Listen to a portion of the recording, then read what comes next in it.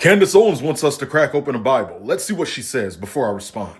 The people who really do believe that God's chosen people rape, murder, destroy, pillage, lie, deceive, blackmail, Jeffrey Epstein, all of our politicians, buy, purchase, threaten, manipulate. Goodness, you may really want to crack open a Bible if you think that those are the signs of God's chosen people. Yeah, no, it shouldn't take you a theology course. Just take a little bit of common sense to tell you that no, that is. Let's go ahead and crack open the Bible. But before I do, I want to say that not all Jewish people are like this. And there are even many Christians like this who claim to be Christians. But let's go down the list one by one. Rape.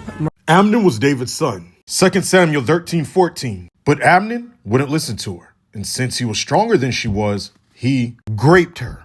And he was directly David's son, but let's continue. Murder. 2 Samuel chapter 3. Joab took him aside at the gateway as if to speak with him privately. But then he stabbed Abner in the stomach and killed him in revenge for killing his brother.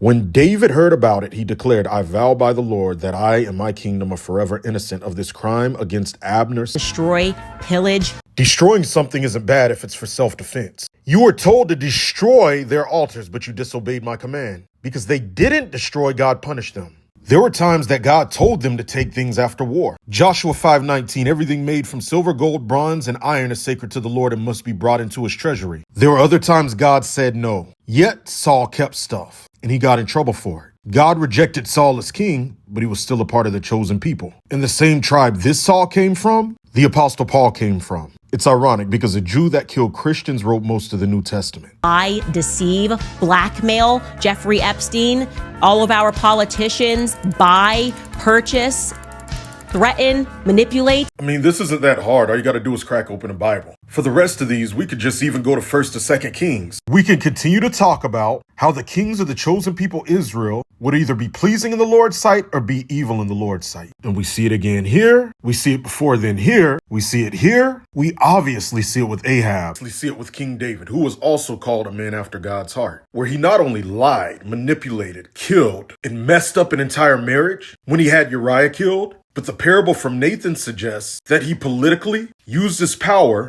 to grape Bathsheba. He murdered Uriah and stole his wife. The poor man's lamb was Bathsheba, and he took her. She didn't have a choice, but God punished David. God saves Israel during Gog and Magog. What he says, so I'll make my holy name known in the midst of my people Israel, and I will not let them profane my holy name anymore. Showing that God knows before he delivers them, many in Israel profane his holy name, but yet he still delivers them.